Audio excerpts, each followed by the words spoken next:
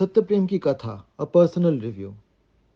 In a country where birth of a girl child is celebrated and often compared with goddess Lakshmi's, and birth of a boy child is compared to Lord Bhola's or Kishanji's, I saw a film, SatyaPrem Ki Katha, which to me felt pretty raw, real, and still, at cracks and crevices, a little problematic.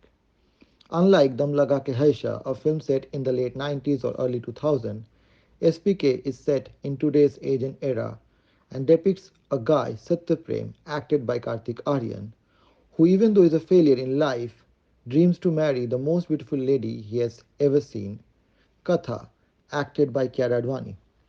His only armor in this pursuit is that, like his name, he is always truthful. Sotaka, in his own words. By whims of fate, luck, circumstances, and events, Satyaprem ends up with Katha. Good. But now what? The film, though begins with Satyaprem, is primarily Katha's story. Katha, though due to her father's pressure, agrees to marry Satyaprem but remains disinterested in the man. Why exactly? Though not clearly specified, but unlike the rudimentary assumptions by Satyaprem's father, she doesn't fall a victim to looks and charm.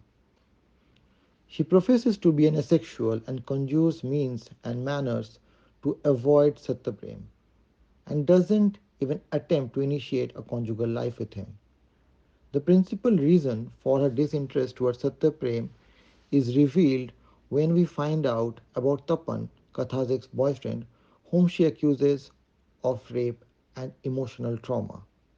The movie borrows a leaf from the film Pink and, like Pink, addresses the point no means no. Fair point. I agree.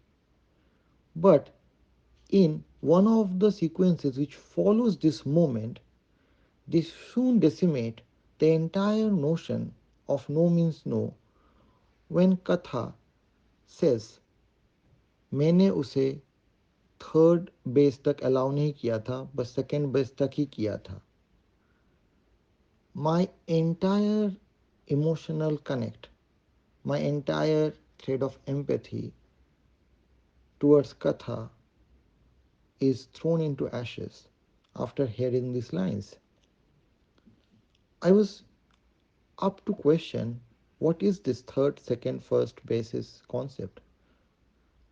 To be honest, I couldn't connect with this. To clear all facts, this film is told from Katha's perspective. But let's reverse the roles and let Tapan, the antagonist, get a chance to tell his side of the story. He may be an epitome image of toxic masculinity. I don't deny that. But I don't see in any of his actions depicted in the film for him to act as a criminal.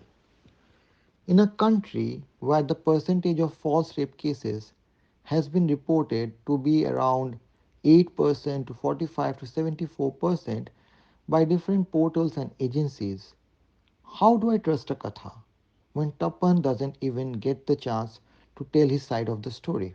Tapan, like many young men, may not have been prepared to take responsibility of a yet to born child. Does that make him a rapist?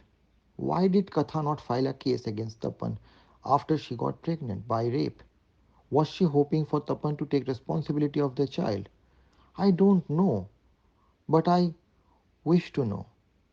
I am prompted to ask this question because I did not see that point addressed in the film, sadly. And the reason for all of this is because what happened between Tapan and Katha was shown to us only from Katha's perspective.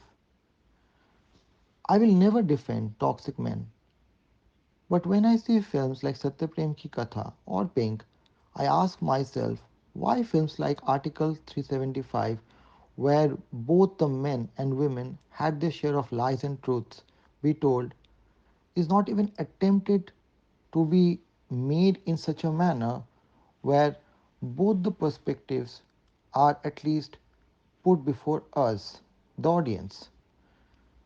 A woman can also falsely accuse a man of rape, can't she?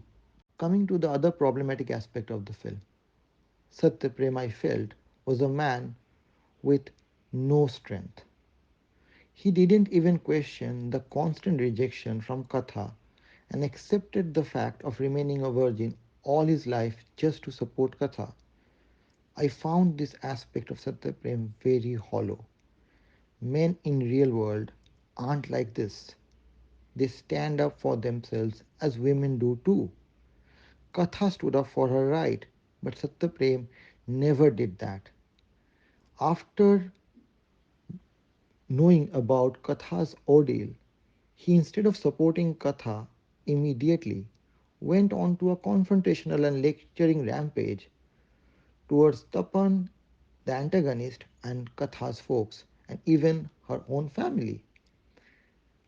Like every Bollywood movie, in the end, everything fell in line. But in real life, things don't align so easily. This is the problem of the film. The film is good, story wise, script wise, but due to sloppy dialogues and lack of coherent editing, I realize this film is just a good film but has little problems in it. In a country where lots of legal reforms are anticipated, movies such as this should be made in a more balanced manner. Otherwise, Satyaprem like men who eventually grows but only in parts and pieces will be celebrated and accused like Tapan without fair trial may end up going to jail. I am not defending the man but stating the fact. Let's hear all sides of the story. Thank you.